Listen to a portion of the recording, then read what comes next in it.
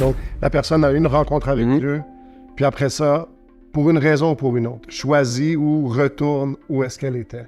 Qu'est-ce que tu dirais à la personne qui retourne manger quelque chose qui est dans les poubelles? Voici ce que je vais lui dire. J'ai donné ma vie au Seigneur en 2002. Mais au bout d'un moment, vers 2007, il y a des choses dans ma vie qui se sont vraiment effondrées. La maladie, la perte de ma mère, j'ai appris que mon père, c'était pas mon père. Donc, il y a eu beaucoup de complications et d'autres, encore pires, qui sont tout arrivées en moment. J'étais impliqué dans l'église, j'aimais Dieu, j'écrivais des chants, les gens les connaissaient. J'avais déjà un nom un peu dans le milieu. Je m'empêchais moi-même de chanter des louanges parce que sinon, je sentais trop son amour.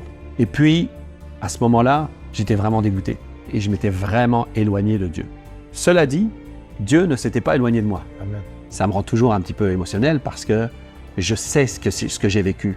Un soir où j'étais sous même, parce que je me suis remis à boire à ce moment-là, parce que je buvais juste parce que ça m'énervait en fait ce que je vivais. Et bien même là, je me suis mis à chanter, la présence de Dieu est venue comme ça sur moi. Et Dieu me disait, reviens à la maison, reviens à la maison, reviens à la maison.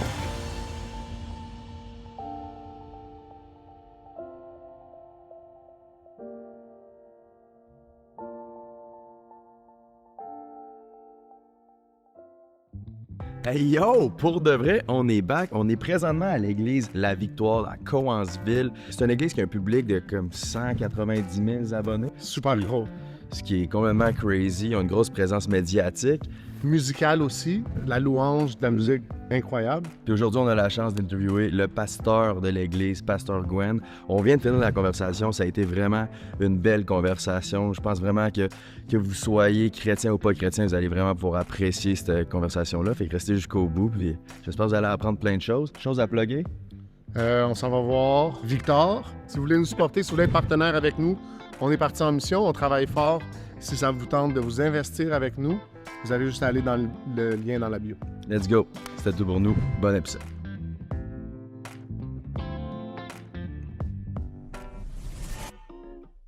Qu'est-ce que t'écoutes?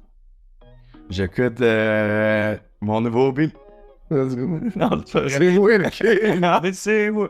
Hey, what's up, gang? On est ici avec Victor Saint-Jacques, propriétaire de la compagnie monteurvideo.ca. Ce temps-ci, Manny fait les montages des clips. Il apprend à faire du montage avec la compagnie monteurvideo.ca. Comment ça se passe?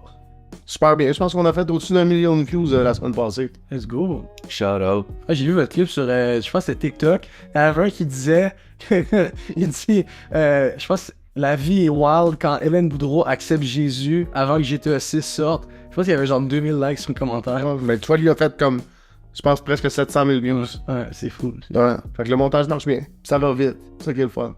Fait que là, Victor, d'un témoignage, il y a quelqu'un qui a découvert monteurvideo.ca à travers notre podcast. Ouais, ça. ouais, c'est nice. Fait que shout out à Brandon qui écoute le podcast avec sa femme à toutes les semaines.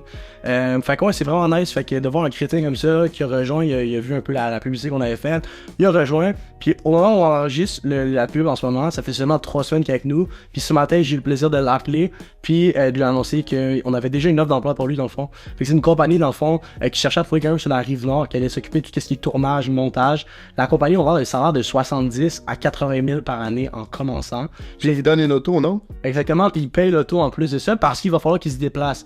Fait que ce qui est super cool avec ça, c'est qu'il fait quand même son propre horaire. C'est pas qu'il part avec un bureau à tous les jours, mais il va se faire, mettons, envoyer une adresse, mettons à Mascouche, un client sur Crestefort sur la rive nord. C'est des entreprises de construction qui veulent filmer des publicités. Fait qu'il se rend chez quelqu'un, il filme 3 publicités, puis ça, il s'occupe du montage, puis il va refaire ça à temps plein. Fait que moi, ce que je vais faire, c'est qu'au courant des 3 prochains mois, il n'y a pas encore beaucoup d'expérience, ça fait seulement 3 semaines qu'il a commencé, mais la compagnie, elle a vraiment insisté pour avoir un candidat solide. J'ai dit, Brandon, il y a du caractère, ce gars-là, puis il m'a comme tenu à cœur parce que j'y ai parlé depuis le début. Il m'a parlé qu'il s'était marié chez un petit peu après l'année, qu'il aurait aimé ça être plus proche de sa femme, puis arrêter de travailler de nuit, de soir. Fait que j'étais comme, let's go, on va donner la chance, puis il a dit oui. Puis là, ben, on commence là, officiellement dès demain. Fait que moi, pendant les 3 prochains mois, je vais le former, il va venir avec moi sur des tournages, choses comme ça, je vais le former personnellement. Puis notre plan, c'est vers le mois de avril, fin avril, début mai, qu'il soit automatiquement full-time placé, qu'il puisse à lâcher son autre job puis qu'il fasse ça à temps plein. Fait que c'est une belle histoire que je trouve puis je suis content de pouvoir la partager. Puis ça, c'est un suivi que vous offrez aussi souvent au monde. Hein? C'est pas Exact. comme si t'as fait le cours, on a fini avec toi, on s'en lave les mains.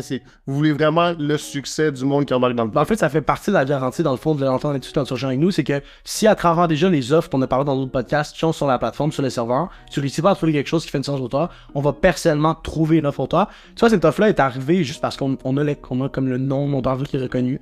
C'est parce que quelqu'un qui faisait affaire avec nous ici et là pour des montages, puis là, il était comme là, je veux un monteur à temps plein. Puis j'étais comme, let's go, on va trouver quelqu'un. Je suis vraiment content, c'est un beau témoignage, puis je voulais en partager parce que les gens voient des pubs, puis se demandent ça fonctionne vraiment ou pas. Oui, ça fonctionne, puis on peut voir même, c'est fou parce que c'est quelqu'un du podcast. Mais je suis pas en train de dire qu'en 3 semaines, tout le monde va être capable de faire ça. C'est une super belle histoire. Praise God for that. Mais je voulais la partager aujourd'hui. Fait que si tu cherches une carrière ou si tu cherches des monteurs, monteurvideo.ca, la référence au Québec. On retourne au podcast. C'est ciao. Let's go, on est parti. What's up tout le monde? Bienvenue pour de vrai. On est back. On est ici avec Pasteur Gwen, pasteur de l'église La Victoire à Cowansville. Je pense comme du monde. C'est ça. Cowansville? Cowansville. Cowansville? Ouais. J'étais venu à Noël à Cowansville voir la mère puis la sœur à Léo. OK. C'est la première fois que je vais à Cowansville. Je suis back un mois plus tard pour faire un podcast ici avec l'église. C'était la journée de tempête. Ça a été terrible de venir ici, mais on est ici. Oui, merci de votre patience, de nous avoir attendus. On apprécie parce que... Ça me fait vraiment plaisir. 50 cm de neige. Oui, puis Il y a un camion de même sur le bord de la rue. 2 autos. Peut-être t'en as vu une qui était À l'envers, en sens inverse. dans le sens inverse. Oui, c'est Mais ça. c'est pas toujours comme ça pour venir à l'église de la Victoire. Mais on s'est rendu sain et sauf par la grâce de Dieu. Amen. Je vais commencer tout de suite dans le vif du sujet. Ouais. Témoignage, comment t'es arrivé à Cowansville? Moi, je suis français, donc Oui. puis je viens d'une île qui s'appelle La Réunion, c'est à côté de Madagascar, à côté de l'île Maurice. Donc, mais j'ai grandi en France. OK. Et puis donc j'ai connu le Seigneur. J'avais 22 ans. Avant ça, j'avais jamais fréquenté l'église. Pas grandi dans une famille Non, chrétienne. absolument pas. Ok. Et puis j'ai mon épouse avec qui on est depuis très longtemps maintenant. Mais on s'est rencontrés, j'avais 17 ans, elle avait 16 ans. OK. Aujourd'hui, j'en ai 45. Donc, ça fait 28 ans cette année qu'on est ensemble. Bon, vas-y. Puis, moi, j'ai... Commencé à être ensemble avant que tu deviennes chrétien. C'est ça. Et elle aussi, elle était pas... bon, elle avait comme un peu fréquenté l'église, mais c'est comme... elle y allait plus vraiment. Voilà. Mais c'était pas une grande partie de sa vie, disons, à ce moment-là. Donc, quand on s'est rencontrés, moi, j'étais plutôt dans le milieu reggae, rasta. J'avais les dreadlocks jusqu'ici. Oui, ok. Et puis, c'est ça, j'ai fait mon enfance en Bretagne, donc à l'ouest en France. Puis, à un moment dans notre vie, elle commençait à s'approcher de Dieu, commençait à vouloir aller à des réunions de jeunesse. Et puis, tous les jeudis, elle voulait... Puis, plus elle allait à ces réunions et plus elle s'éloignait de moi. À cette époque-là, je devais avoir 21, 22 ans, quelque chose comme ça. Et puis... quand je l'ai vue, en fait, s'éloigner de moi, j'ai dit, attends, qu'est-ce qui se passe là? C'est quoi ce groupe où elle va et tout? Puis je me suis mis à lire la Bible à ce moment-là. OK. Mais pas parce que je cherchais Dieu, mais pour lui montrer qu'elle était en train d'aller dans une secte. Oui. Non, voilà, c'est ça. C'est souvent l'argument qu'on entend. Même nous, on fait le podcast, on en a fait un cette semaine qui est sorti cette semaine. Une secte. Les gens disent, vous êtes dans une secte. Comment on approche cette question-là? Le truc, c'est que moi, j'ai lu la Bible à ce moment-là pour lui prouver que c'était des histoires, en fait, qu'elle était en train de se faire, comme, je sais pas comment dire, mais en train de se faire arnaquer, quoi. Ouais. Puis en plus, d'autant plus qu'elle s'éloignait de moi, je trouvais ça vraiment compliqué. Donc, je lisais la Bible tous les jours pour essayer de lui prouver que tout ça, c'est faux. Et en fait, ce qui s'est produit, c'est qu'en arrivant dans l'Apocalypse, qui est quand même le dernier livre, c'est comme si Dieu m'a laissé lire quelques pages. Tu sais. Ouais. J'avais commencé seulement dans les évangiles. OK. Donc, j'ai lu Matthieu, Marc, Luc, Jean. Après, je lis les épîtres. Puis, en arrivant dans l'Apocalypse, c'est là où j'ai eu une révélation de Jésus-Christ dans mon appartement. Là où les jeunes venaient faire des réunions, c'est comme j'ai senti la présence de Dieu. Moi qui étais en train de dire... En vrai, pour être plus transparent, c'est que moi, j'ai grandi en Bretagne et j'ai vécu le racisme à fond. À fond. Mais quand je dis à fond, c'est comme je l'ai vécu plus que ceux qui disent « Ouais, moi, je suis noir. » Moi, des fois, j'ai même des noirs qui me disent « Mais toi, t'es pas noir. » Mais moi, j'ai tellement été noir quand j'étais petit qu'aujourd'hui, tu vas pas m'enlever que je suis noir. Tu vois, j'avais les enfants qui me tournaient autour, qui m'appelaient la noiraude, sale négro. On m'a même appelé Bouna, Bouana. C'était les noms qu'on me donnait pour faire, tu sais, un peu africain, là. Et puis, on m'appelait comme ça. Il y a même des gens plus tard que j'ai rencontrés, ils savaient même pas que je m'appelais Gwen. Pour eux, c'était Bouna, quoi. Tu vois? Ouais. Et vraiment, c'était compliqué. Mon premier travail dans ma vie, le premier travail auquel j'ai postulé, j'avais 16 ou 17 ans. C'est ma mère qui m'a amené là-bas. Tous mes amis avaient été pris, avaient été embauchés dans une certaine entreprise qui existe toujours d'ailleurs. Et le nom c'est... Non, je vais pas le dire. Je vais pas le dire. Mais... PTSD du beau Charles. Non, mais cette entreprise-là avait embauché tous mes amis. Donc, on était au collège, je crois. Collège ou lycée, quelque chose comme ça. En collège. Et puis, je devais avoir moins de 16 ans, en fait. Et puis... ils m'ont dit, ouais, le patron, il cherche du monde. Puis, j'avais jamais postulé quelque part. Et il me dit, il cherche du monde, il a besoin de personnes, viens travailler avec nous. Donc, on fait la route avec ma mère. Moi, je voulais pas y aller. J'ai dit, mais maman, il y a que des racistes ici, je vais pas y aller. Puis, elle m'a dit, mais non, c'est parce que t'es feignant, tu veux pas aller travailler. Donc on est allé. Et quand on est arrivé là-bas, je me suis présenté. Et le gars m'a dit, avec ta couleur de peau, ça va pas le faire. Ça, c'était mon premier entretien d'embauche de toute ma vie. On est en quelle année?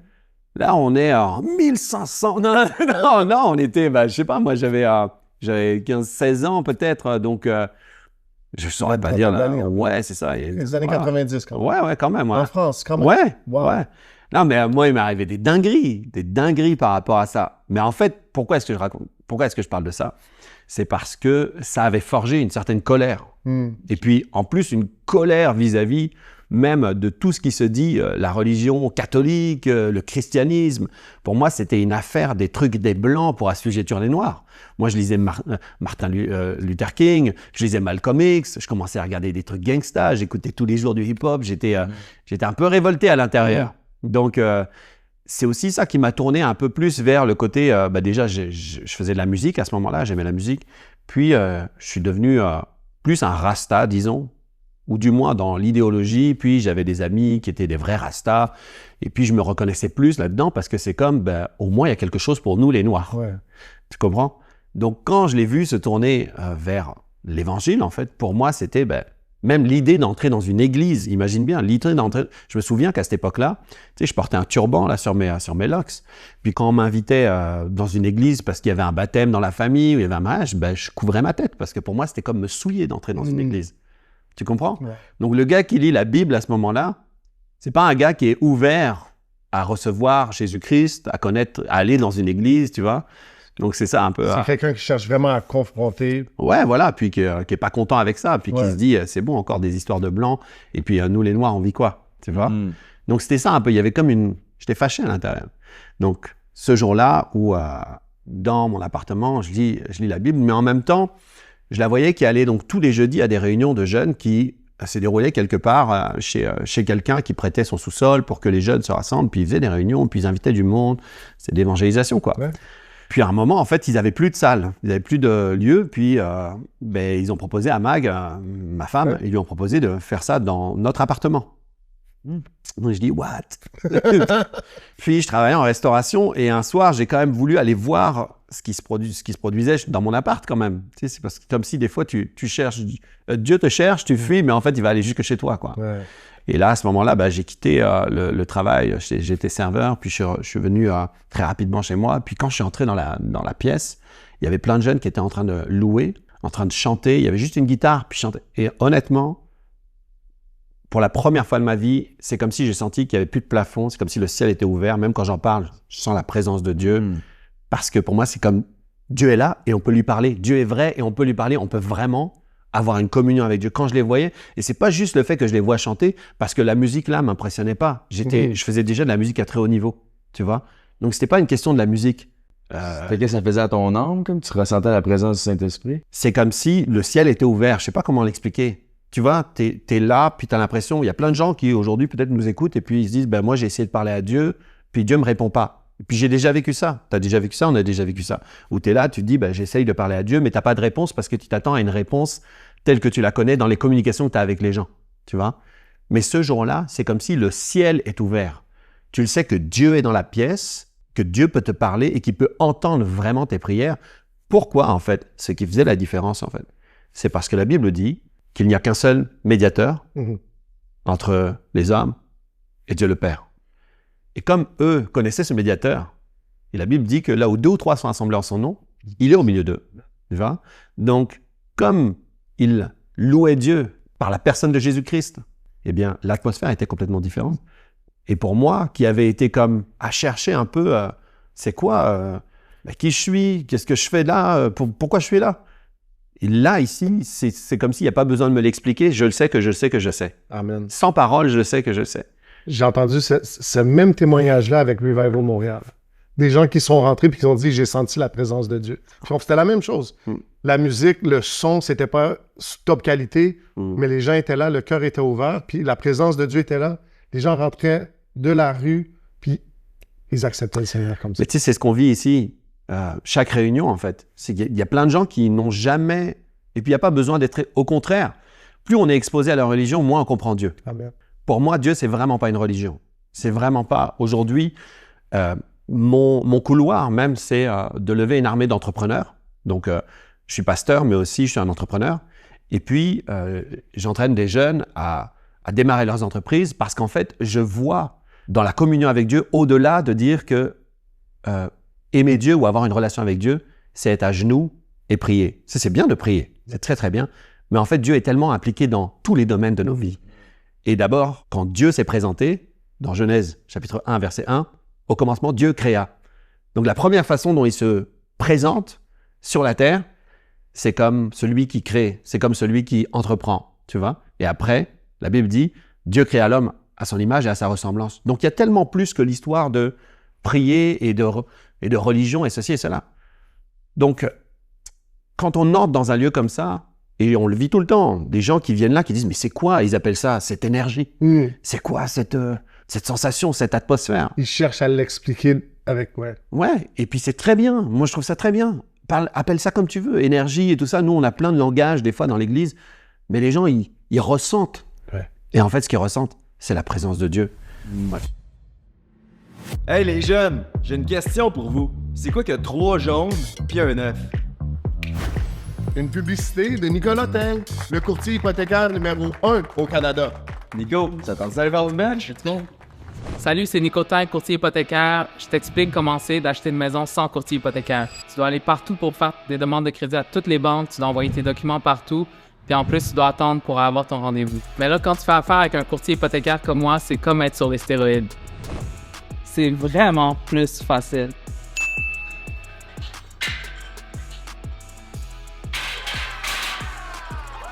Check mes résultats.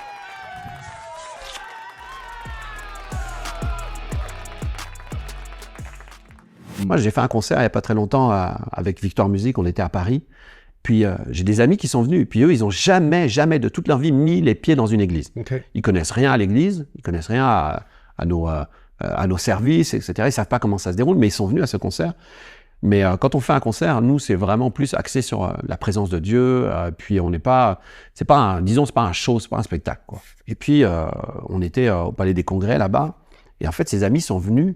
Ils ont été tellement touchés. J'ai un ami qui disait qu'il allait dans les rangs, il allait voir partout. Il dit, j'ai jamais vécu ça, une telle atmosphère où tout le monde est en train de louer. On sent quelque chose, tu vois. Et puis c'est des gens qui sont très cartésiens là, des hommes d'affaires qui, tu sais, pour qui leur affaire marche très très bien là. Tu vois ce que je veux dire? Pas des gens qui sont en train de se dire, j'ai rien à faire de ma vie. Et puis tu vois, non, c'est quelqu'un qui vient, qui a déjà sa vie, qui est stable. Un époux, a des enfants. Les réponses. Donc, il n'arrive pas nécessairement avec des questions. Il a des réponses, il vient, et puis Dieu le touche. Le gars, il est honnête, il est marié, il a ses enfants, c'est un travailleur qui gagne très très bien sa vie et tout, tu vois, qui est carré. Puis il cherche, comme tu dis, il cherche rien en fait. Mais sauf que, quelque part, quand il arrive là, il se dit « Ah, mais il me manque quelque chose. Il me manque quelque chose parce que ça, j'arrive pas à l'avoir dans le travail, j'arrive pas à l'avoir dans mes recherches, j'arrive pas à l'avoir dans mes méditations. » Ça vaut quelque chose. Et en fait, c'est la présence de Dieu. Il y a juste Jésus qui a le moule pour remplir le vide dans ton cœur. Juste avant d'aller à ta prochaine question. Parce que hier, j'en parlais, je viens de Québec. Fait que j'étais allé voir mes amis et ma famille. Puis tout le monde qui me parle, ils demandent mais comment je crois en Dieu, mais je sens pas que je suis assez ou que je fais la bonne chose. Puis je leur explique comme c'est vraiment pas de la, c'est pas de la religion. La religion, c'est être bon puis faire des bonnes actions pour avoir accès à Dieu. Mais la relation, c'est Dieu t'aime inconditionnellement. Ouais. Puis c'est cet amour-là. Tu peux-tu faire la différence entre c'est quoi la religion puis la relation puis mieux l'expliquer? Bah, je pense que tu l'as déjà bien expliqué, mais en gros, comme tu dis, la religion, c'est toujours faire des choses pour plaire à Dieu. Mais Dieu est un père, en fait. Quand Jésus va présenter dans une époque hyper religieuse, où les gens connaissent la religion, et puis il lui demande, mais comment on fait pour prier? Et là, il va leur dire, quand vous priez, dites « Notre Père ». Pourquoi il va dire ça? Après, cette prière est devenue ultra religieuse, « Notre Père qui est aux cieux ». Les gens la répètent et tout ça. Mais en fait, quand il explique ça, il dit « Votre relation, si vous voulez avoir une communion avec Dieu, ça va être très simple. Ça va être votre Père et vous allez être son enfant. » Donc, ça veut dire qu'il vous veut du bien, qu'il va prendre soin de vous, qu'il va vous pardonner quand vous faites des erreurs, qu'il va... Combien plus? Voilà. Parce que souvent, moi j'ai grandi avec... Mon père était absent. Ma mère était très dure. Donc, ayant grandi sans mon père, avec ma mère qui était très dure, j'envisageais Dieu comme le parent que j'avais connu sur terre. Mais après ça, qu'on voit dans Matthieu, puis que Jésus parle dans le Sermon sur la montagne, vous qui aimez vos enfants, est-ce que vous donneriez une roche plutôt que du pain, un scorpion plutôt qu'un poisson? Donc, non seulement c'est un père, mais c'est un père parfait. C'est ça. C'est un père comme les gens n'ont pas connu, en fait. Ouais. C'est vraiment l'expression du père. Puis moi, je suis papa, et puis je vois comment je traite mes enfants et ce que je veux pour eux. Et je pense régulièrement à voici comment on peut être un bon père et voici les choses que je fais vis-à-vis de mes enfants où je me dis, bah en fait, mon père céleste ne me traite pas comme ça. Donc, je ne peux pas être comme ça vis-à-vis de mes enfants. Tu vois? Un standard qui est placé. C'est ça. Le standard de la grâce, le standard de l'amour, le standard de la patience. Et Dieu est lent à la colère, en fait. Tu sais, celui qui a dit que votre douceur soit connue de tous, il l'a pas dit juste pour nous. Il l'a dit parce que lui, c'est comme ça qu'il est. Tu comprends? Donc, la religion, c'est toujours tu dois bien performer, tu dois faire, alors que la communion et la relation avec Dieu, c'est Dieu t'accueille dans sa famille. Amen. Donc, il t'accueille dans sa famille et il te montre les standards de sa famille, de sa maison, tu vois. Voici ce à quoi tu as accès, voici tes bénéfices, voici le soutien que je peux t'apporter, tu vois. Tu entres pas dans une religion, tu entres dans une maison. Tu entres dans la maison de Dieu, tu vois. Et la Bible dit que nous sommes gens de la maison de Dieu. Ouais. Parce que pour lui, en fait, tu sais, il y a une chose qui... Je veux pas prendre trop de temps, mais ça me passionne, mais tu sais, il y a un truc dans la Bible qu'on voit la première fois que Jésus va parler. La première fois dans les évangiles. Eh bien, il avait 12 ans et il était dans le temple. Oui. OK? Et à ce moment-là, Marie, Joseph le cherchaient. Bref, vous pourrez regarder ça pour apprendre c'est quoi cette histoire. Mais à un moment, il va dire, mais pourquoi me cherchez-vous? Ne saviez-vous pas que je dois m'occuper des affaires de mon père? Et en anglais, ça dit... About my father's business. Voilà. Donc, la première fois que Jésus parle, qu'on voit sa voix écrite, c'est parce qu'il parle d'une affaire familiale. Il n'a pas dit, ne saviez-vous pas que je dois m'occuper de la religion de mon père? Dieu n'est pas religieux. D'ailleurs, l'histoire de la religion, là, cette histoire de la religion, ça vient tellement plus tard. Parce qu'au début, Dieu a créé l'homme comme un vis-à-vis, avec qui il parle, à qui il donne une mission. Et même sa mission, c'est quoi? C'est prends bien soin du jardin. Ouais. Tu sais, garde-le, protège-le. Et il lui dit que tu as la domination sur l'œuvre de toutes mes mains et que grâce à cette domination, tu vas pouvoir créer des choses extraordinaires, tu vas pouvoir te multiplier, tu vas être béni, tu vas vivre vraiment comme ma famille, tu vois. Et l'homme a refusé ça. Mais je veux dire, c'était ça le standard. Le standard, c'était pas de dire tu dois faire plein de choses pour plaire à celui qui t'a créé parce que ça lui plaisait de te créer. Tu vois ce que je veux dire? C'est comme la religion, mais tout à l'envers. Et aujourd'hui, les pièges de la religion, qui sont vraiment subtils, parce que même les gens, tu sais quoi, même les gens que je croise des fois, avec qui je parle, on a des belles conversations sur plein de sujets, puis d'un coup, dès que je parle de la foi, tout de suite, c'est « Ah, mais moi, j'essaie d'être une bonne personne, j'essaie de faire ceci, j'essaie de faire cela. » Tu sais, comme si la foi, ça avait à voir avec quelque chose comme ça, tu vois? Mais c'est tout le contraire. Dieu dit, ben, moi, je te qualifie, je veux te donner toute la capacité de faire des choses extraordinaires, de vivre bien, de vivre honnêtement, je peux te donner toute cette capacité. Et tu sais quoi, il y aura aussi une dimension de grâce, de pardon, de patience, et voilà. Gloire à Dieu. C'est... Non, c'était bon. J'ai eu combien à ma réponse? Un bon 9.5 sur 10. 9.5, ah, je le savais. Mais- Que j'allais... Il me manquait un 1.5 quand j'ai... Ouais, le point 5, c'est parce que c'était long. Ok, c'est bon, c'est bon. Mais je suis content qu'on fasse ça parce qu'on est au Québec, puis je pense que c'est important, justement, de partager ce message-là. Parce qu'il y a tellement de personnes qui continuent d'associer Dieu, je sais que je le fais toujours, mais à l'Église catholique puis à l'expérience qu'ils ont vécue là. Puis, tu sais, on voit l'Église ici. Peut-être nous parler un petit peu de l'Église de la Victoire, de sa genèse, de son... comment on est arrivé ici aujourd'hui. Alors, l'Église a été fondée par le pasteur Joël Spinks, pasteur Joël et pasteur Mathilde, qui sont les fondateurs et qui sont toujours les pasteurs numéro 1 de cette maison. Moi, je suis un pasteur associé. Ça fait 10 ans que je suis arrivé au Québec, puis que je travaille avec eux. Donc, le mandat de l'Église, c'est vraiment c'est écrit là-bas, transformer le climat spirituel des nations. Donc, en fait, l'Église a une portée locale et internationale. On est vraiment orienté vers l'international parce que dès le départ, la vision, c'était par les médias, comme vous êtes en train de faire en ce moment-là, filmer, c'était de propager cette bonne nouvelle à travers les médias, c'est-à-dire d'être visible sur les réseaux, sur les plateformes de streaming, à la télévision. Et puis, jusqu'à aujourd'hui, on continue, on fait des émissions, on fait de la musique, on filme tout ça et puis on le rend disponible pour les gens. Et puis, on prie pour les gens à distance. On a des émissions de prière pour les gens. Et ça, c'est une chose aussi qui fait la différence entre la religion et une communion avec Dieu. C'est qu'une chose que je ne vous ai pas dit, c'est que pendant 22 ans, j'ai été malade. C'est-à-dire que je souffrais de l'asthme, j'ai été hospitalisé, je connais tous les médicaments. Une fois, j'ai failli mourir. C'était vraiment compliqué et ma femme m'a connu comme ça. Fait que comme tu parles de 22 ans, jusqu'à 22 ans. Jusqu'au jour où j'ai donné ma vie au Seigneur. C'est ça. Donc, j'ai été malade jusqu'à ce moment-là. Mais vraiment, toute ma famille connaît ça. On fait un Noël, je suis en crise d'asthme, faut partir à l'hôpital, faut aller aux pharmacies de nuit. Je connais tout. Tous les détails, tous les médicaments et tout. Bref, même ma femme, qui était ma copine à cette époque-là, m'amenait à l'hôpital. Mes amis m'amenaient à l'hôpital en pleine nuit. Tu sais, t'es aparté, puis hop, on prend, puis on t'amène là. Mais quand j'ai donné ma vie au Seigneur Jésus, j'ai été totalement guéri. Donc, tu vois, la religion ne peut pas faire ça. La religion, ça ne peut pas faire ça. Moi, ça m'a vraiment guéri, tu vois. Ma femme est passée par un cancer. C'était l'année dernière, l'année d'avant. Mais Dieu l'a guéri, tu vois. On a vu une tumeur dans son corps se désintégrer, au point que les médecins disaient c'est incroyable, tu vois. La religion ne peut pas faire ça. Ouais. Donc, ce qu'on fait ici, quand on prie pour les gens, et puis quand on parle de cette parole de foi, les gens sont transformés et leurs situations sont transformées. Moi, j'ai connu la précarité. Quand j'étais avec ma femme, on venait de se marier, on avait un enfant en bas âge, et puis on cherchait des centimes d'euros pour s'acheter une demi-baguette, tu vois. Et ça, c'est le lot de beaucoup de personnes. Il y a plein de gens qui nous regardent aujourd'hui qui vivent la galère au niveau des finances. Mais sauf que dans la parole, on a énormément d'instructions pour vivre une vie bénie financièrement.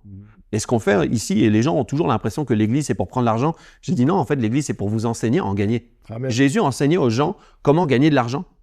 Il faisait des enseignements sur les finances, tu vois. Parce qu'en fait, le cœur de Dieu, il dit ceci. Jésus va dire dans Jean 10, il va dire « Le diable ne vient pour que dérober, égorger, détruire. Moi, je suis venu afin que les brebis, c'est-à-dire qu'il appelle les brebis, pourquoi nous ? Parce que les brebis, en fait, c'est un animal qui est incapable de se défendre, tu vois ce que je veux dire ? Donc, ça veut dire nous qui parfois avons des idées un peu crazy, là, tu vois ? Donc, afin que ces brebis, elles aient la vie et qu'elles soient dans l'abondance. Amen. Il manifeste le cœur de Dieu en disant « Mais moi, je veux que vous soyez dans l'abondance. » Il y a plein de gens qui vivent aujourd'hui soit de la dépression, soit des gros problèmes financiers et tout ça. Et puis, l'Église, la réponse de l'Église, c'est justement d'apporter cette parole qui guérit les cœurs brisés. Il dit quoi ? Il dit l'Esprit du Seigneur est sur moi, car il m'a oint pour annoncer une bonne nouvelle aux pauvres, pour guérir ceux qui ont le cœur brisé, pour rendre libres les captifs, rendre la vue aux aveugles, etc. Tout ce mandat-là, c'est ce que l'Église fait aujourd'hui et nous, on le fait à travers les médias, c'est-à-dire qu'il n'y a pas la limite juste locale. On touche des gens qui sont en Chine, qui sont en Russie, qui sont en Iran. Les gens nous suivent chaque semaine. Et puis, on peut leur annoncer cette bonne nouvelle. Et leurs vies sont complètement transformées. On a des témoignages chaque semaine de personnes guéries du cancer. Guéries du cancer. Donc, d'où vient cette vision-là?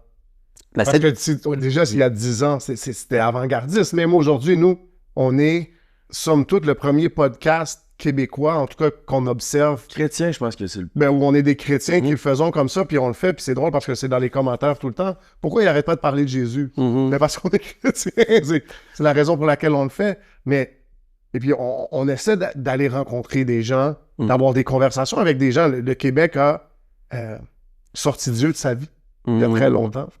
Vit un petit peu une vie où c'est selon ma volonté et mes sentiments. Qu'est-ce que je ressens, qu'est-ce que j'ai voulu faire. Donc, cette vision-là, elle vient de où? Elle part de où il y a 10 ans? Comment Pasteur Joël il a réussi à dire « Gwen, viens avec moi, puis toi, t'as... » Alors, lui, ça date d'avant, il y a 10 ans. L'Église, elle a démarré en 2008. OK. Mais avant ça, lui, il vient d'une famille de pasteurs. Son père était pasteur, son grand-père était pasteur. C'était des gens qui étaient dans des revivalistes. Et puis, lui, en fait, il a donné sa vie au Seigneur très, très jeune. Il avait 5 ans. Wow. Et puis, après, il enseignait même les gens. On a fait un clip qui s'appelle « Jésus et la réponse » où je retrace son histoire. J'ai écrit un chant qui retrace son histoire où, quand il était un enfant, en fait, il amenait des amis du quartier. Et il y avait une quarantaine de jeunes qui venaient là. Et puis, il enseignait la parole dans sa remise. Tu vois, donc, c'est un pasteur il a commencé le pastorat à 5 ans. Donc, ça date d'il y a longtemps. Puis, après, il a servi Dieu pendant très, très longtemps. Et des années plus tard, il a été embauché sur la première chaîne de télévision chrétienne, chaîne nationale, qui s'appelle Miracle Channel. Oui. Voilà, en Alberta. Donc, ils ont déménagé avec Pasteur Mathilde là-bas en Alberta. Puis, il a travaillé à la télévision là-bas. Et lui, en fait, il travaillait dans le milieu anglophone. Il avait déjà tourné aux États-Unis. Il a été à Harlem, New York. C'était ça son univers, quoi. Ouais. Puis, il pensait vraiment vivre tout le temps dans le milieu anglophone, la foi, etc. Sauf que là-bas, en 2004, il était à une réunion, à une conférence. Puis quelqu'un a prié pour lui. Puis d'un coup, il est tombé. Et quand il est tombé, là, il est comme parti pendant 5 heures au ciel. Donc, je ne vais pas raconter sa visitation à sa place, mais en gros, il s'est retrouvé au ciel. Et puis Dieu lui a parlé du peuple francophone. Il lui a montré le peuple francophone qui avait comme renié Dieu, comme tu disais, qui l'avait sorti en fait de l'équation. Mais tu sais, quand tu penses que Dieu, c'est la sagesse, c'est l'infiniment grand, l'infiniment petit, comment tu veux sortir en fait le meilleur coach de vie qui existe? C'est la folie. On en a parlé récemment. Jay avait un following super gros sur YouTube, le plus gros influenceur pendant une bonne période de temps au Québec. Wow. Puis il fumait, il buvait. Il se défonçait. Puis il parlait de lui dans une émission à Radio-Canada, encore une fois payé par nos dollars d'impôts. Et puis il décrivait comme ça. C'est quelqu'un qui boit, qui se gèle, qui se défonce. Maintenant, il parle de Jésus. Là, je laisserai pas mes enfants le regarder. Ouais, c'est quand même fou. C'est quand même fou parce que moi tu sais, je vendais du cannabis, on va dire ça, ou faut couper? Non, c'est bien. Moi, je vendais du crack, j'ai tué quelqu'un. Non, mais j'avais 14 ans, tu sais. Moi, je fumais. Non, mais tu vois, et puis le jour où tu es là, tu es dans la musique, tu fais rien, tu sais, c'est compliqué. J'ai dormi dehors, j'ai fait tellement de trucs fous, j'étais sous à l'âge de 14-15 ans et tout, puis tu sais, et c'est au moment où tu donnes ta vie à Jésus que même des fois des membres de ta famille commencent à dire « Ah, mais lui, il a changé, on veut plus être... » Hey, mais regardez-moi aujourd'hui, une famille stable, je vais bien, je suis addict à rien du tout, si ce n'est le fait que j'aime Dieu, ma famille grandit d'une manière sécuritaire, je suis quelqu'un qui est engagé dans la société à aider des jeunes qui sont en échec scolaire. Tu vois ce que je veux dire? Et c'est pas pour dire je suis bien. Non, c'est pas pour dire ça. C'est pour dire regarde la différence quand même. Le fruit, c'est que plein de mes amis ont pété les plombs, d'autres, certains sont morts. Tu sais, des choses comme ça. Et puis tu dis, mais tu préférais le Gwen d'avant. Mais c'est complètement insensé. Mais pourquoi? Pourquoi tu penses que les gens ont cette réaction-là? Parce que, en fait, les gens n'aiment pas tout ce qui concerne la foi. Ça les rend inconfortables. Tu vois? Ils ont l'impression de se faire arnaquer, alors que quand tes enfants... Tu sais, moi, j'ai des enfants. Si un de mes enfants, à 14 ans, dormait dehors, en train de fumer des joints, vendre de la drogue, être sous, tu sais, j'ai pas ce désir-là par rapport à lui, tu vois. Donc, tu as l'impression que ton enfant se fait arnaquer quand il va à l'église, dans une réunion de jeunesse, et alors que quand il traîne dehors, que tu sais même pas ce qui lui arrive, j'ai mis tellement de fois ma vie en danger, et puis quand je dis j'ai mis, c'est surtout des influences qui m'ont mis en danger. Après, j'étais trop jeune pour décider, tu vois, donc je me retrouve dans des situations complètement compliquées. Et ça, ce ne serait pas une arnaque, mais l'autre, ce serait une arnaque de venir ici prier avec des jeunes. Ici, Carl Andy, là, que vous connaissez, ici, il rassemble 80 jeunes, là, chaque semaine, du moins aux 2 semaines, quelque chose comme ça. Et puis, qui sont en train de prier, qui sont en train de louer. Tu sais ce qu'ils sont en train de faire? Ils sont en train de chercher Dieu. Ils sont en train d'accueillir des valeurs qui vont demeurer, qui vont les garder en santé, qui vont les garder prospères, qui vont les garder comme fiers d'eux, dignes, tu sais, à pas donner leur corps n'importe comment, même pour les jeunes filles. Et puis là, tu dis, ben ça, c'est une arnaque. Tu sais, c'est compliqué quand même. Puis il y a la notion d'encouragement. Tu sais, moi, je suis venu ici une fois, je suis venu donner mon témoignage. Et puis, j'étais frappé justement quand je suis arrivé. Je me suis dit, mais il va y avoir combien de personnes vendredi soir? C'était ça, la place était pleine. Les jeunes viennent, ils sont là, puis c'est l'encouragement qu'un donne à l'autre. C'est ça. Proverbe 27-17, tu sais, le fer aiguise le fer. C'est génial d'avoir des communautés comme ça. Nous, à Good News, on est environ 120, 130 les vendredis soirs à chaque semaine, mais c'est cette même dynamique-là. Puis de voir l'impact, comment ça change les gens. Tu sais, je pense que toi, tu peux en parler peut-être mieux parce que tu l'as vécu, tu sais, comme first hand, là, tu sais, t'es arrivé, puis... Mais il y en a plein. Il y en a plein qui viennent. C'était vraiment d'avoir une communauté de jeunes adultes. Il y avait de quoi, parce que mon histoire, bref, c'est comme j'ai lu la Bible pendant 4 mois tout seul, puis j'étais comme Jésus, puis j'en parlais sur les réseaux, mais je me sentais seul. Quand je suis arrivé à l'église, puis j'ai vu, OK, je suis pas tout seul là-dedans, voir des versets bibliques sur l'écran, du monde prêcher la parole, c'est comme ça m'a vraiment fait de quoi. Puis juste après ça, on va tout le temps au resto après les vendredis ensemble. Puis juste de passer des moments, avoir des vraies conversations sans alcool, sans le désir nécessairement d'aller coucher avec une fille. Juste comme, mais d'avoir vraiment des vraies relations humaines. Il y avait de quoi là. Puis ouais, ça m'a rempli le cœur comme que rien de ce monde qui m'a rempli le cœur. Puis ça, c'était... Moi, ce qui me frappe toujours, c'est ça, c'est à quel point les conversations sont différentes C'est fou. entre les gars et les filles quand la notion ou la question de relation sexuelle n'est pas sur la table. Tu sais, quand on vient puis qu'on se pose pas cette question-là, puis là, la fille, elle dit « Ah ben, il me parle pour me parler. Tu sais, puis il y a des relations qui grandissent, qui sont incroyables. Là. C'est une dynamique complètement différente. Ou, ben, tu sais, je veux dire, on cachera pas des fois, on est intéressés, on est des jeunes gars. Oui. Tu sais, en tant que célibataire, tu veux comme trouver ta femme, mais le but, c'est pas juste de coucher avec toi à soir. Puis ça change vraiment de comment tu vas aborder la fille. On sort de la société de consommation. On cherche un engagement, tu cherches à voir est-ce que je connecte, est-ce qu'on s'entend bien, est-ce que c'est cool. C'est pas de dire je te prends, je te jette, je te prends, je te jette, je te remplace, je te prends, je te... Parce que c'est ça le monde, c'est ça qu'ils vivent. Puis il y a une fatigue qui est incroyable, tu sais. Mais je pense que comme tu dis, là, cette fatigue-là, elle existe vraiment, même si les gens ils font comme si elle n'existait pas. Tu sais. Les gens sont fatigués, les gens sont en recherche. Et puis, ils essaient de combler ce vide par 36 000 choses. Puis, c'est pas pour dénigrer. J'ai été là. On a été là tous. On a tous été là, oui. On a tous été là. Puis, c'est pas pour dire qu'on est devenu meilleur. Non. Pas du tout. Tu sais, je me sens pas comme meilleur parce que j'ai fait quelque chose de mieux. Je me sens meilleur pour moi-même. Je sens cette version-là qui est bien meilleure que celle que j'ai connue avant parce que celle que j'ai aujourd'hui, elle me fait marcher d'une manière digne, respectable. J'approuve à 100% les décisions que je peux prendre par la foi. Tu sais, je peux les baquer. Je sais que c'est honorable. Je sais que ça produira la vie. Mais les décisions que j'ai prises dans le passé, c'était des décisions qui pouvaient produire la mort. La première fois, tu sais, je pensais à ça il n'y a pas très longtemps. J'avais oublié. La première fois que j'ai ramené, on appelle ça du shit en France. Première fois que j'ai ramené. Je suis allé en Martinique. Ouais. C'est une boule d'hache. Ouais. Donc, tu vois, les hashish, donc c'est ça. Et donc, quand j'ai ramené ça chez moi, et j'ai pensé à ça il y a peut-être 3 semaines. Imagine-toi bien que je l'avais dans une tête de mort. Tu sais, c'était dans une tête de mort en acier, quelque chose un peu punk, là, je sais pas comment ça, tu vois. Donc, c'était t'ouvrais le crâne, puis t'avais... Mais j'ai pensé à ça, je me suis dit, mais quel concept, en fait, pour dire qu'un jeune de 14 ans, il peut ramener ça chez lui, être assis là, avoir une tête de mort, avoir du shit dedans, qui peut lui déglinguer la tête, et puis faire comme si, ben, ça va. Mais la religion, ça va pas, tu sais. Aller à l'église, ben non. Voilà, tu sais. Mais c'est fou quand même, tu sais. Mais j'avais eu cette réalisation-là par rapport à les gens qui, comme, ils sont comme, OK, mais ils sont rendus complètement cinglés avec son Jésus, mais comme, quand tu voyais la vie que je vivais avant, le monde se posait pas de questions, j'étais comme, mais je pense que les gens, ils voulaient double down sur le fait qu'eux autres étaient dans la bonne direction parce que ça prend quand même l'humilité d'avouer que t'as pas eu raison tout ce temps-là, tu sais. Fait que d'avouer que, OK, finalement, peut-être que Jésus, c'est la vérité. Ça fait mal à l'ego. C'est ça. C'est vrai, hein. C'est vrai parce que moi, j'ai connu des gens qui, justement, ont été en conflit, disons, avec moi et avec mes décisions parce que ça leur renvoyait une certaine image d'eux-mêmes.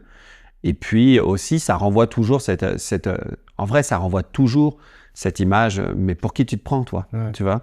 Et puis, ce qui est dommage, c'est que c'est vraiment pas l'image qu'on veut renvoyer, c'est qu'on en parle avec passion parce que Dieu nous a fait du bien, continue à nous faire du bien, et notre désir, c'est de pouvoir le partager et d'aider quelqu'un, justement, et lui éviter ce genre de détour. Mais c'est ça, comme quand moi j'ai réalisé que Jésus, c'est le médicament que tout le monde a besoin, j'étais égoïste de pas partager ce médicament-là aux autres. Parlant de médicaments, tu as dit que tu as été guéri à 22 ans de ton asthme, c'est ça? Ouais. Parce que je parlais à ma mère de la guérison hier, mais j'ai réalisé que je savais aucune idée quoi dire, puis j'avais l'air un peu pas d'un fou, mais c'était tout croche mon enfant.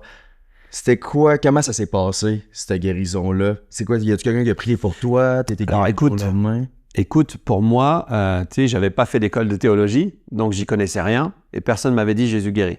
Personne t'avait dit que Jésus guérit pas non plus. Non, personne m'avait dit que Jésus guérit. T'avais au moins ça. Non, mais ce que je veux dire, c'est que je pense que c'est important. On est dans une société aujourd'hui où il y a plein de gens qui se sont fait endoctriner à croire que Jésus guérit pas. Que Dieu a aucun désir de te voir en santé, prospère, que ça aille bien pour toi. Ben, donc, il faut se défaire de ça. Donc, t'avais pas au moins cet obstacle-là. Non. La guérison, c'est ça, j'avais ni appris, comme tu dis, que Jésus guérissait pas, ni que Jésus guérissait. Donc, ce qui s'est produit, c'est que je faisais souvent des crises d'asthme. Souvent. Pour un oui, pour un non. Tu vois, j'avais marché trop vite, crise d'asthme. Je dormais dans un endroit où il y avait de la poussière, crise d'asthme. J'arrivais dans un endroit où il y avait des plumes, par exemple, sur mon coussin, crise d'asthme. Tu vois, il y avait un chat, crise d'asthme. C'était aussi simple que ça. Puis des fois, c'était juste dans l'atmosphère ou je sais pas. Puis certaines personnes disaient c'était psychosomatique, mais en vrai, j'ai pas vécu l'asthme comme ça. J'ai vécu l'asthme, c'était une galère, tu vois, c'est tout, quoi. T'es malade, quoi. Donc à ce moment-là, tu penses que tu vas être pogné avec ça toute ta vie? Ben oui, de toute façon, tu sais, autour de moi, les gens qui étaient, mon petit frère était asthmatique et ma grand-mère est asthmatique. Et puis ça a pas changé. Le seul pour qui ça a changé, c'est pour moi. Tu vois, donc c'est voilà, quoi. Puis ça pourrait changer pour tous, tu sais. Mais en gros, ce qui s'est produit, c'est que je dis ça, je parle de ma grand-mère, mon petit frère, parce que des fois, on devait se partager notre... c'est qui est en train de mourir, donnez-lui quelque chose. Tu vois, c'est quand tu es en galère, tu es là, c'est bon, mamie, elle a quelque chose pour toi. Donc, donc j'ai donné ma vie au Seigneur, puis j'ai commencé à marcher avec Dieu. Puis au bout d'un moment, je dis à ma femme, je fais plus d'asthme.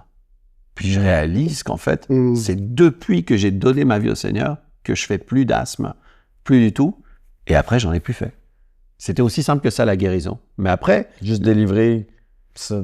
En fait, tu sais, quand tu reçois le salut, tu peux recevoir le salut complet. C'est-à-dire que le salut, c'est pas juste être sauvé et aller au ciel, tu vois.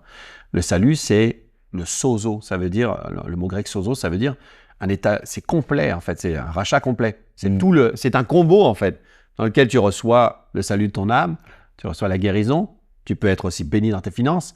Tu sais, tout ça, c'est complet. Il y avait une femme qui avait une perte de sang depuis 18 ans, ok? Puis cette femme-là, en fait, quand Jésus va lui dire, ta foi t'a sozo, ta foi t'a guéri, ça concerne pas seulement son mal, c'est que la Bible prend le temps de nous mentionner que cette femme-là avait dépensé tout son argent, que c'était allé mal en pis, et puis elle avait plus rien, quoi. Tout, elle avait mis entre les mains des médecins, et quand Jésus va lui dire, ta foi t'a guéri, ta foi t'a sozo, en fait, c'est pas justement guéri, c'est pas uniquement guéri, c'est que ta foi, en fait, a rendu ta vie complète. Et moi, je peux le dire, que j'ai galéré financièrement, que j'ai galéré dans ma santé, que j'ai galéré dans mes émotions. J'étais à plein de niveaux, tu vois. Et lorsque j'ai reçu la foi, eh bien, tous ces univers-là ont changé de ma vie. Tous ces couloirs ont changé. Et j'ai été guéri. Donc, il y a des gens pour qui on prie et puis ils sont guéris par l'imposition des mains. C'est biblique, c'est ce que nous dit la Bible. On prie. On a prié ici, justement. Tu vois, au coin qui est là, derrière nous, là. On a eu une réunion où on priait pour les gens. Puis, il y avait une dame qui disait, qui vient, on faisait vraiment, c'était un service de prière et de guérison. Et puis, il y avait plein de monde qui était à l'avant, là. Je ne sais pas si on voit ça derrière toi, mais en tout cas, il y avait plein de monde. Puis, il y avait une dame qui vient et elle était en pleurs pendant la prière. Donc, elle pleurait. Puis, je lui dis, pourquoi vous pleurez, madame? Et puis, elle me dit, mon enfant est sourd. Il est atteint de surdité. Donc, OK. Et puis, on se dit, on va prier pour lui. Puis là, on se met à prier pour cette dame avec il y a Pasteur Joël et moi, on est chacun d'un côté, on prie pour elle. Puis d'un coup, je me dis, il est où votre enfant? Et elle me dit, il est de l'autre côté parce que là-bas, on a Victoire Kids, là où vont les enfants. Et ben là, il faut de l'audace parce que tu sais, tu dis, je vais prier pour quelqu'un, tout le monde le sait ici. Il y a un enfant qui va venir, il est sourd. Voilà quoi, c'est de l'audace quoi. Oui, absolument. Tu comprends? Oui. En même Et- temps, l'audace, ça nous est promis avec le Saint-Esprit dans Joël et puis après ça répété dans Actes. Amen. Et donc, je lui ai dit, allez chercher votre enfant. Et là, quand je dis ça, tu sais, j'ai un cœur. Allez chercher votre enfant. Puis même pour elle, tu vois, je veux pas qu'elle reparte avec une désillusion parce que, tu sais, il y a des gens qui ont pris pour eux, ils sont guéris, et d'autres, ils ne reçoivent pas la guérison. Tu sais, ils sont, ou bien ils ont reçu, puis ils les rejettent. Ou c'est pas instantané, ça se... Voilà, ça se fait en chemin. Ça existe dans la Bible où il y a des gens qui ont été guéris en chemin, mais pas sur le moment, tu vois. Puis elle va chercher son enfant. Et en fait, on a prié pour son enfant qui avait, je crois, entre 4 et 5 ans, quelque chose comme ça. Peut-être même 8 ans, je ne sais plus. Mais en tout cas, on a prié pour son enfant. Et puis, l'enfant a été guéri de surdité. C'est vrai. Ouais. Et la semaine, elle nous envoyait son témoignage en disant mon enfant chante les louanges, il danse avec les louanges, tu sais. Ici, dans ce lieu, hein, on ne parle pas dans les années bissextiles, on parle là, maintenant, tu vois ce que je veux dire? On ne parle pas de 1920, c'est ici, dans ce lieu, derrière toi, là-bas, au coin, là, ici, son enfant a été guéri de surdité. Moi, ce qui m'accroche là-dedans, c'est ce que tu viens de décrire, mais c'est le pas de foi que tu as fait. Parce que ça aurait été plus simple, plus sécuritaire de juste prier pour elle, puis on garde ça comme ça, puis je retourne. Je prends pas de risque. Mais Dieu aime la foi. C'est ça. Hébreux 11:6, c'est comme ça qu'on lui plaît. Mais ouais. C'est par la foi. Et puis, il y a quelque chose là-dedans qu'on est prêt à aller. Il faut se donner complètement. Il faut donner tout ce qu'on a, puis faire confiance à Dieu, puis il fait des choses incroyables. Amen. L'histoire, ça m'a fait penser, parce que là, tu sais, c'était devant plein de monde. Ça me fait penser à comme quand Daniel, dans le livre de Daniel, il prie, puis il dit Seigneur, pour honorer ton nom, je le paraphrase, là, mais C'est bon. pour honorer ton nom, réponds à cette prière, tu sais. Puis comme Dieu, je vois que dans cette histoire-là, ça m'a fait penser comme pour honorer son nom, là, il a guéri l'enfant devant tout le monde pour augmenter la foi, non seulement de l'enfant et la mère, mais de tout le monde dans la salle, puis ta foi aussi, tu sais. Mais c'est ça, mais la Bible dit aussi que Dieu pardonne. C'est lui qui pardonne toutes tes iniquités et qui guérit toutes tes maladies. Amen. Et on voit souvent que le pardon et la guérison, ça marche ensemble. C'est pour ça que Jésus guérissait les malades. Guérissait les malades pour expliquer, voici le cœur de Dieu, en fait. Le cœur de Dieu, c'est que même cette personne qui n'a, qui n'avait aucun désir, peut-être jusqu'ici, d'avoir une communion avec Dieu, Dieu est tellement gracieux qu'il veut guérir les gens. J'ai vu des gens être guéris, venir à l'église, être guéris, puis plus jamais revenir à l'église. Parce que Dieu, en fait, c'est quelqu'un qui donne. Il donne. Ouais. Puis il donne pas en échange d'eux. Pas du tout, tu sais. Il a rien à troquer. Ouais. En fait, il a juste à donner. Il Tu a vois? tout déjà pour commencer. Déjà, tu sais. Puis, vas-y. Ah, je voulais pas te couper, excuse. Non, c'est bon, c'est bon. Mais c'est que je viens de lire Believer's Authority OK. de Kenneth Hagin, puis il dit qu'il y a des gens qui ont été guéris, mais à cause qu'ils sont retombés dans le doute de je suis vraiment guéri, leur guérison est partie. Parlant de l'asthme, plusieurs années plus tard, je suis dans le sud de la France, on est en 2018. 2018, ça fait longtemps que je suis guéri, puisque je suis guéri depuis 2002. Donc, on arrive en 2018. Et puis, je fais une conférence dans le sud de la France. Et là, je dis, j'aimerais prier pour les gens. Je sens dans mon esprit, je dois prier pour les gens qui souffrent de l'asthme. Je leur raconte mon témoignage pour que vous soyez guéris, etc. Puis, je sentais vraiment que je devais prier pour ça. Puis, on était autour de... donc, il y avait eu toute une journée où on s'était rassemblés autour du soccer, football. Et puis là, on est tous en rond. Puis, je fais cet appel. Je dis, qui voudrait être guéri de l'asthme? J'aimerais prier pour vous. Puis, il n'y a personne qui bouge. Donc, c'est hyper embarrassant. Je suis là, je fais, attends, je suis sûr que j'ai senti quelque chose, mais je veux pas forcer les gens. Je dis, est-ce qu'il y a quelqu'un qui est... Je dis, on va fermer les yeux. Puis, si c'est toi, tu peux lever ta main. Puis, on ferme tous les yeux. Puis, à un moment, j'ouvre les yeux. Et là, j'ai une dizaine d'enfants autour de moi qui se sont approchés pour être guéris de l'asthme. Je les ai pas forcés, c'était vraiment pour être guéris de l'asthme. Et là, j'ai prié pour eux. Et puis, j'avais compassion vraiment parce que je sais ce que c'est qu'être en pleine partie de football avec ses amis, puis que d'un coup, toi, tu es allongé, tu peux plus faire l'activité, tu peux plus faire de vélo, tu dois rentrer à la maison. parce que tu fais de l'asthme, mais eux, ils avaient vraiment... Et donc, j'ai prié pour eux. Et quand je suis rentré à l'endroit où j'étais logé, le soir même, j'ai commencé à être attaqué dans mon corps, au point que c'était la première fois que je sentais comme ça, que je pars en crise d'asthme, tu vois. Et quand tu parles de l'autorité du croyant, de Kenneth Hagin, qui est vraiment, vraiment de la nourriture solide, hein, eh bien, à ce moment-là, je savais que j'avais un choix. C'est soit je dis « Oh, je suis de nouveau malade », ou bien soit par la foi, je dis « Non, j'ai été guéri ». Amen. 1 Pierre 2,24 dit « Par ces meurtrissures, vous avez été guéris ». Ça veut dire que c'est déjà fait. Et à ce moment-là, j'ai commencé à dire « Non, je refuse d'être malade. Je refuse d'être malade à nouveau. Dans le nom de Jésus, je refuse, cette maladie doit quitter mon corps. » Et en fait, ça a duré peut-être une vingtaine de minutes, mais le degré que j'avais atteint là, ça, je savais ce que ça voulait dire. Ça, c'est l'hôpital ce soir. Ça, c'est l'hôpital. C'était sûr. Mais tu vois, dans la prière, dans la foi, eh bien, tout est parti. Puis après, j'ai dormi tranquillement et plus rien après. Tu vois ce que je veux dire?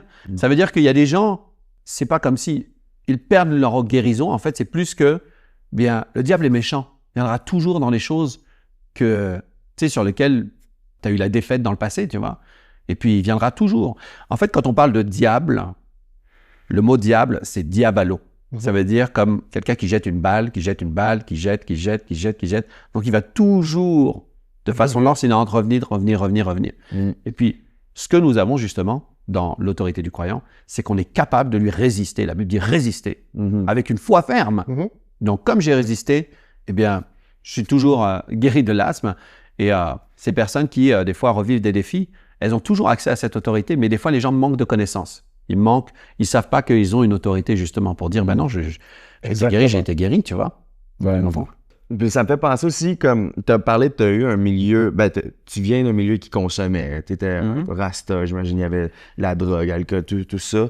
Tu as quoi à dire à ces gens-là? Parce que c'est quand même de quoi qui est assez présent, en tout cas pour ma communauté qui me suivent d'avant puis tout, en lien avec la consommation, qu'ils se sentent souvent soit qu'ils se sentent trop sales pour venir à Dieu, ou soit qu'ils veulent venir à Dieu, mais sont pas prêts à laisser aller peut-être l'alcool, le sexe, puis tout ce que ça met avec. T'aurais quoi à dire à ces gens-là? Ben, moi, je dirais que la maison de Dieu, elle est ouverte, et puis on vient dans la maison de Dieu telle qu'on est, tu sais. Et puis, je crois vraiment qu'il y a des transformations qu'on essaye de faire par nous-mêmes, et ça fonctionne pas.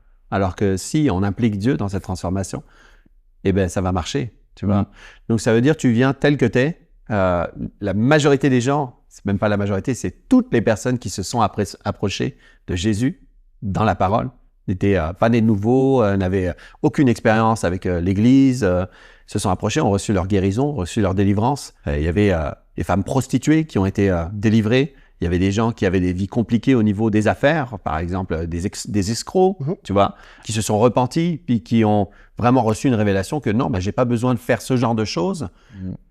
Je peux marcher dans l'intégrité et vivre une vie bénie, tu vois. Donc, moi, je dirais, venez juste expérimenter la présence de Dieu. La Bible dit, venez, sentez goûter comme l'Éternel est bon, en fait. À partir du moment où tu as goûté ça, tu vois, est-ce que tu auras vraiment envie de goûter encore à des choses qui sont dans les poubelles? Qu'est-ce que tu dirais à la personne qui retourne manger quelque chose qui est dans les poubelles? Donc, la personne a eu une rencontre avec Dieu, puis après ça, pour une raison ou pour une autre, choisit ou retourne où est-ce qu'elle était. Voici ce que je vais dire. J'ai donné ma vie au Seigneur en 2002. Ok, j'ai marché avec Dieu. Et au bout d'un moment, vers 2007, il y a des choses dans ma vie qui se sont vraiment effondrées. La maladie, la perte de ma mère et des tas de choses qui me sont arrivées. J'ai appris que mon père, c'était pas mon père. J'avais 27 ans. Donc, il y a eu beaucoup de complications et d'autres, encore pires, qui sont tout arrivées en même moment. D'accord? Moi, j'étais un chrétien, j'étais impliqué dans l'église, j'aimais Dieu, j'écrivais des chants, les gens les connaissaient, tu vois. J'avais déjà un nom un peu dans le milieu. Et puis, à ce moment-là, c'est comme j'ai commencé à sombrer j'étais vraiment dégoûté. J'ai intégré le musical de Broadway, The Lion King, Le Roi Lion. Okay. J'ai fait ça à Paris. Après, j'ai été pris sur le spectacle à Singapour.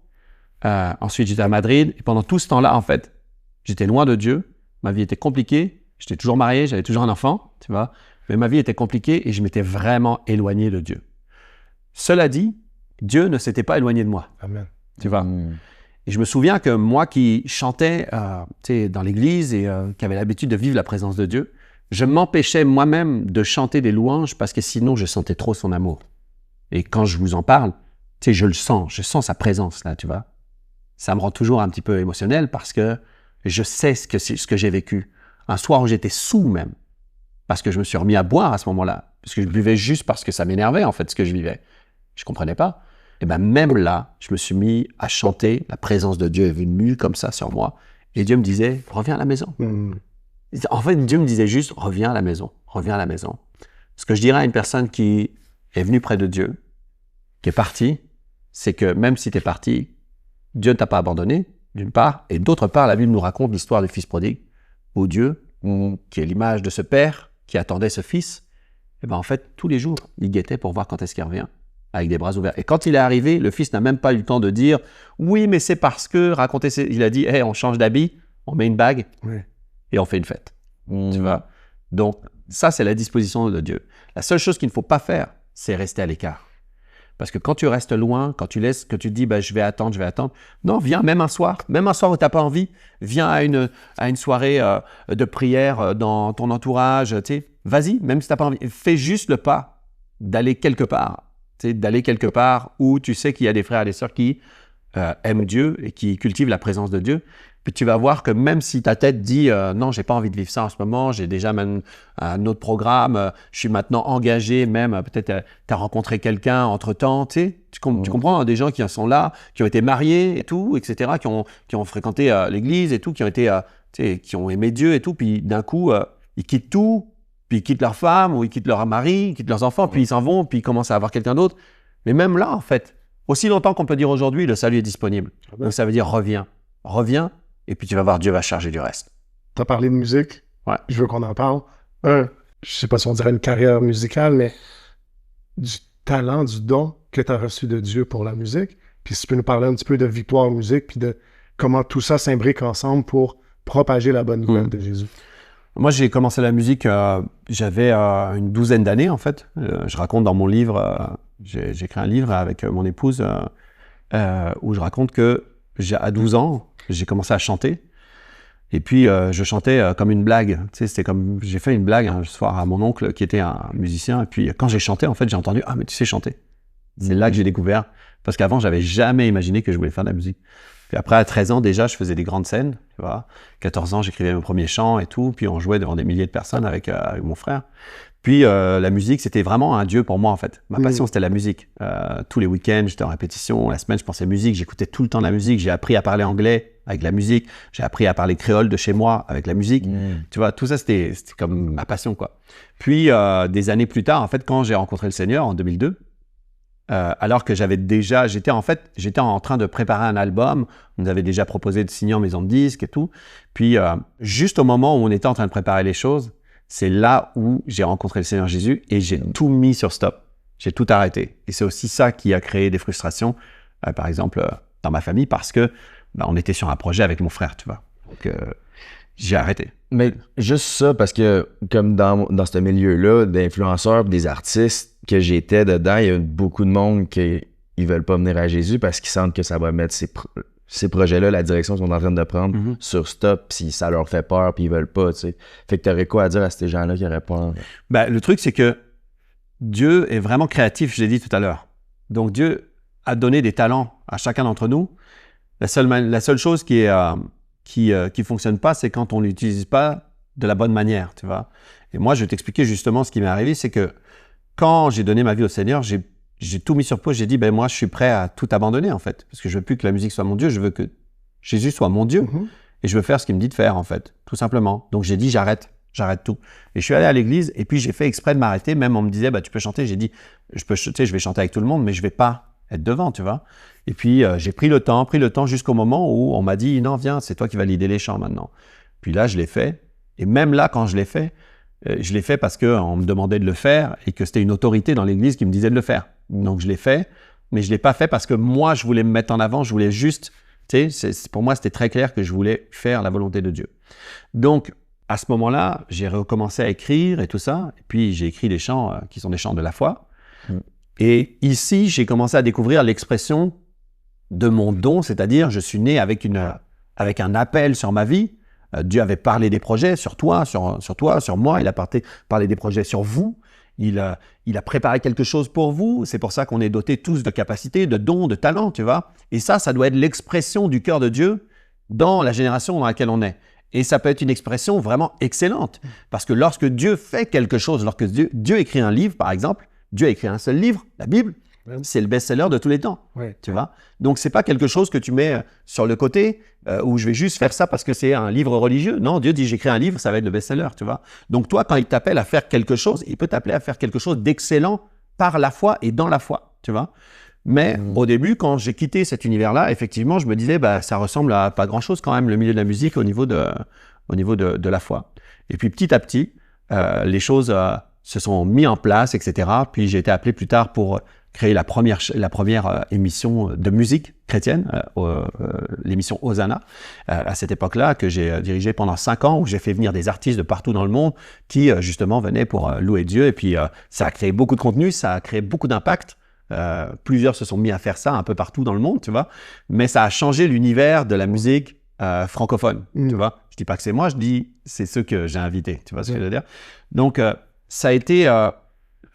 un temps où j'ai pris ce que je savais faire et que je l'ai mis au service de Dieu et que Dieu m'a équipé pour pouvoir bien le faire.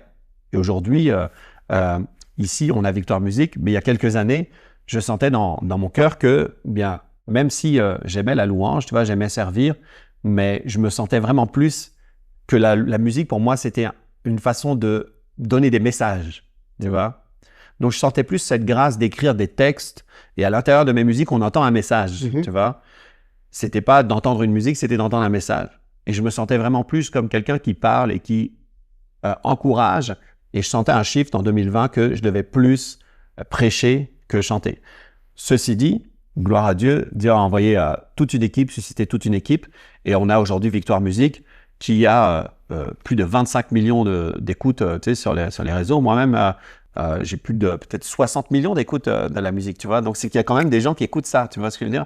Moi, c'est ce que je dis toujours, c'est qu'il n'y a personne qui sert Dieu à perte. Mais non. Donc, si on a quelque chose de gros ici, si on le met de côté, si on l'offre à Dieu, si on l'amène justement au trône, et Dieu va dire « Ah, c'est bien, parfait, voici, je vais te donner beaucoup mieux. » Imagine, tu as Dieu dans ton équipe, que tu sois un entrepreneur, tu es un chanteur, tu es je sais pas moi, tu es un photographe, tu es un vidéaste, C'est un influenceur. Tu es un influenceur. Tu as Dieu dans ton équipe. C'est ton exemple avec Michael Jordan. Oui. Moi, je donne toujours le même exemple. Je dis, tu as Michael Jordan dans ton équipe. Tu n'as pas besoin de te préoccuper de si tu vas avoir la victoire. Tu as juste à jouer ton rôle. Tout ce que tu as à faire, c'est d'obéir, de bien jouer ta position, puis tu laisses Dieu faire ce qu'il a à faire. C'est ça. Puis en plus, tu as Dieu comme coach qui te donne des stratégies, qui t'aide, tu vois. Donc, ça veut dire que si Dieu t'a enfanté dans une génération comme ici en 2025, et qui t'a appelé, il a mis une passion en toi. Tu as une passion, bon, j'en sais rien moi, pour faire du design d'intérieur, tu vois. Tu peux le faire avec Dieu. Tu crois que Dieu sait décorer? Parce que si tu regardes dehors, je pense que tu vas voir que Dieu sait bien décorer les choses, non? Quand Dieu fait des choses, en fait, il fait pas des choses religieuses. La sagesse, je dis toujours, la sagesse de Dieu, c'est pas une sagesse religieuse, communautaire, c'est pas ce type ou culturel. Parce que Dieu, quand il fait quelque chose, tout le monde dit c'est extraordinaire. Même s'il refuse de l'appeler Dieu, il y a personne qui dit « Ah, il y a le soleil aujourd'hui. Dieu a créé le soleil. Ah, il y a le soleil. Non, moi, je suis athée. Je veux pas du soleil. » Tu vois? Moi, je suis athée. Je ne veux pas boire de l'eau. Je veux pas respirer. Quand on fait les choses religieuses, les gens n'en veulent pas. Mais quand on fait les choses selon Dieu, tout le monde va trouver que c'est nécessaire. Et il y a des gens qui connaissent pas la musique chrétienne, religieuse, mais par contre, quand ils l'écoutent, ils vont dire « Ça, c'est bon. C'est comme l'air. C'est comme le soleil. » Tu vois ce que je veux dire? Et puis, je vais revenir là-dessus en français. Donc, je pense que c'est bien. Nous, la louange à notre église est en anglais, mais je reviens parce que c'est un de mes chants préférés, mais Carl Lindsay, Fidèle, c'est une chanson incroyable. Même si tu comprends pas que ça parle de Dieu, ça vient faire quelque chose en toi. La qualité musicale est incroyable avec Victoire Musique. Pour moi, c'est comme, je suis toujours impressionné. Les rendus visuels, une église d'excellence. En tout cas, on essaye par la grâce de Dieu, puis vraiment, on attribue tout le mérite à Dieu. Pour nous, c'est vraiment une grâce de pouvoir le servir. Pour nous, on se sent privilégié. Puis ce que j'aime dans notre équipe, c'est qu'on n'a que des personnes authentiques. Il n'y a personne qui est là pour se faire valoir. Il n'y a personne qui est là pour vendre sa salade, en fait. Chacun est là parce qu'ils aiment Dieu, parce qu'ils aiment Dieu dans le secret. Et ça se voit dans le public. Donc, ces personnes-là qui sont ensemble, tu sais, à louer. Puis mon fils, par exemple, il est vidéaste, tu vois. C'est lui qui aussi, avec Junior, avec Don, qui produisent les vidéos. C'est pareil, c'est des gens qui ont appris à être excellents dans leur métier, sans être sur les bancs de l'école, mais parce qu'ils ont valorisé Dieu et ils ont reçu vraiment Une onction. une onction pour faire exactement ce qu'ils sont appelés à faire. Donc tout ça, c'est tout un travail d'équipe avec Victor Music, avec des personnes qui sont vraiment formidables, qui aiment Dieu, des gens qui sont vraiment bons, là. Tu sais, quand je te dis des gens qui sont bons, des fois, on connaît plein de groupes où c'est le hype, tu sais, il y a plein de choses que tu es là, tu regardes, tu fais « Ah, wow, ça a l'air génial, il y a une belle énergie. » Puis quand tu es là, derrière, moi-même, j'ai été sur le Roi Lion, on était une centaine de personnes, puis on a l'air de faire tous le fun, d'être les meilleurs amis du monde, tu vois. Puis après, dans les coulisses, c'est pas vrai, tu vois, on n'est pas... C'est pas aussi bon que ça, tu vois ce que je veux dire? Alors que là, c'est vraiment des gens qui sont bons, tu sais, qui sont vraiment bons. Leur cœur est bon. Ils ont un amour pour Dieu, mais aussi un amour pour les gens. Ils font tout de manière désintéressée. Et ça rend, au final, ce qu'on entend dans Victoire Music, c'est pas seulement de la musique, en fait. On entend des vies, tu sais, exprimées, des communions avec Dieu. Ça fait toute la différence. Non, mais ça me fait penser à Psaume 23, He fills my cup, it overflows. T'as dit de quoi d'intéressant que comme chaque personne a un don, puis chaque personne était... Ça me fait penser que chaque personne était créée pour une raison, puis quand j'ai commencé à voir ça de même, que Dieu a créé chaque personne avec un plan pour leur vie, ça me permet vraiment de voir les personnes différemment que quand je pensais juste à ma propre personne puis ma propre petite vie avant, puis de voir, OK, telle personne a été créée par Dieu, a été mise sur cette terre parce que Dieu a un plan pour leur vie, puis... ma question pour closer le podcast, ce serait t'as quoi à dire à ceux qui écoutent, qui connaissent pas encore Dieu, mais que Dieu a un plan pour leur vie? Ben, je dirais que, en fait, accueillir Dieu dans ta vie, c'est accueillir le meilleur scénario possible pour toi. Il dit dans sa parole que il t'a créé pour que tu aies un avenir de l'espérance. Hein? Car je connais les projets que j'ai formés sur vous, des projets de paix et non de malheur. Jérémie 29:11. C'est ça, exactement. Et puis il dit avant que je t'eusse formé, dans Jérémie 1:5, il dit « Je te connaissais et je t'avais établi ». Pour lui, c'était prophète, mais pour toi, c'est peut-être artiste peintre. Pour toi, c'est peut-être présentateur télé. J'en sais rien, tu sais. Il y a tellement de choses où Dieu dit « Mais moi, je suis impliqué ». En fait, les gens pensent que Dieu est juste impliqué dans la religion. Mais lui, il dit « Moi, déjà, je sais faire des montagnes. » Tu sais, pendant que certains disent « Moi, je sais faire une compagnie de construction. » Il dit « Je te produis déjà, tu sais, je te donne tout ce qu'il faut pour faire ta compagnie. » Tu vois, toutes les ressources que Dieu sait faire, la sagesse qu'il sait partager, l'infiniment grand. Aujourd'hui, nous, on emploie de la recherche, des gens qui font des études pendant des années pour aller chercher le plus petit et à peine découvrir ce que Dieu a créé. Tu vois, donc il dit « Je connais tout ça. » Donc, dans tous les couloirs de chaque vie, Dieu veut t'aider à réaliser le plan parfait et avoir le scénario parfait où tu réussis. Ici, c'est écrit NPR parce que ce que je prêche toujours, c'est que tu es né pour réussir. Amen. Né pour réussir. Ça, c'est vraiment tous les jours, je me lève pour ça. Je me lève pour dire à quelqu'un, tu es né pour réussir. Dieu veut t'emmener dans le meilleur schéma du succès. Il veut que tu réussisses dans ton mariage, il veut que tu réussisses dans ton cœur, dans tes affaires, il veut que tu réussisses dans ton travail, il veut que tu réussisses dans tes relations, tu sais. Et toutes ces choses-là sont disponibles. Si aujourd'hui tu dis juste au Seigneur, tu dis, moi je veux t'accueillir dans ma vie, je veux que tu sois le maître de ma vie, je veux vraiment marcher avec toi, je veux qu'on puisse marcher en communion, eh bien, il va te montrer comment utiliser ton talent, ou peut-être qu'il va même te dévoiler des talents que tu ne connaissais pas. Aujourd'hui, quand on fait les formations justement à NPR, quand on fait des formations pour les entrepreneurs, je m'aperçois qu'il y a des gens qui pensent qu'ils n'ont aucun talent. Mais tout le monde a reçu quelque chose. Quelqu'un sait parler, donc ça veut dire toi tu as un don de communication. Quelqu'un sait rassembler, ça c'est hyper bon. Imagine que les dons de communication, par exemple, c'est les choses qui sont les plus utiles pour créer une grande affaire. Tu vois? Donc, aller chercher le don créatif, aller voir, ça, Dieu met sa lumière sur quelque chose que tu sais faire, que tu fais bien et que tu es appelé à faire. Donc, aujourd'hui, c'est disponible pour n'importe qui écoute ce podcast. Et je crois vraiment que même ce podcast va changer votre vie, en fait. Amen. D'habitude, c'est moi qui invite les gens à faire une prière du salut. On le fait toujours à chaque épisode. Tu dis qu'il y a quelque chose de disponible. Qu'est-ce qui est disponible? Comment ils y ont accès? Alors, la première chose, c'est que si quelqu'un veut vivre cette vie avec Dieu, il doit l'accueillir dans son cœur. C'est aussi simple que ça. Il doit juste dire oui à Jésus. C'est simple, hein? C'est une prière simple, mais c'est dire oui à Jésus. Parce qu'en fait, on peut dire non ou on peut dire oui et Jésus va jamais nous forcer. OK? Donc, je sais pas, est-ce que tu voudrais que je prie avec les gens? Oui, on va prier avec toi. Est-ce que vous êtes prêts? On va prier ensemble, en fait. On va prier une prière. Vous pouvez répéter après moi. Dire, Seigneur, j'entends parler de toi aujourd'hui J'entends parler de toi aujourd'hui. et j'aimerais te dire oui. Et j'aimerais te dire oui. J'aimerais t'accueillir dans ma vie. J'aimerais t'accueillir dans ma vie. J'aimerais pouvoir marcher avec toi tous les jours. J'aimerais pouvoir marcher avec toi tous les jours. Alors, voici ma vie. Alors voici ma vie. Voici mon cœur. Voici mon cœur. Je te donne tout maintenant. Je te donne tout maintenant. Tu peux prendre ma vie maintenant. Tu peux prendre ma vie maintenant. Et moi, je t'accueille dans mon cœur. Et moi, je t'accueille dans mon cœur. Merci Seigneur, Merci, Seigneur, parce que tu pardonnes parce que tu pardonnes toutes mes fautes, toutes mes fautes, tous mes péchés. tous mes péchés. Et aujourd'hui, Et aujourd'hui, je démarre une nouvelle vie je démarre une nouvelle vie avec toi. avec toi.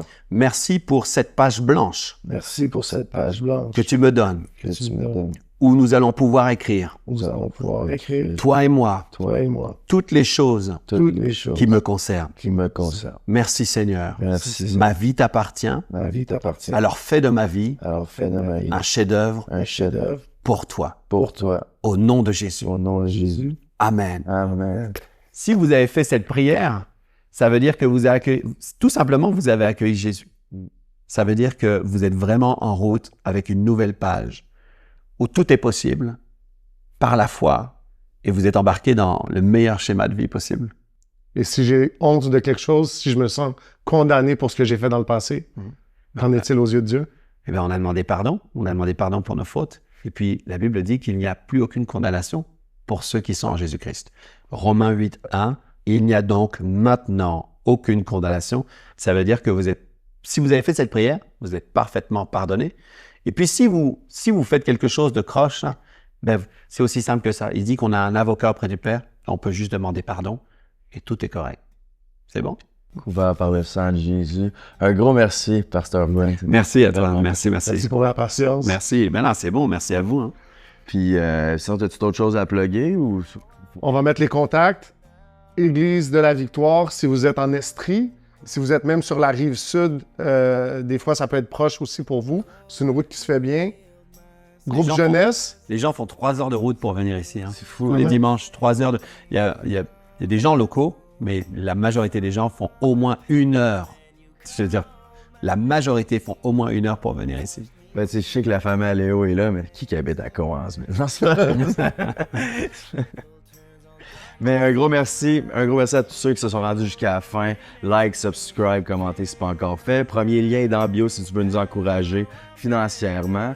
Puis sinon, c'est pas mal ça qu'on a à plugger. Il n'y a pas grand-chose. Merci, pasteur. Un gros merci. Merci à vous. Pour de vrai.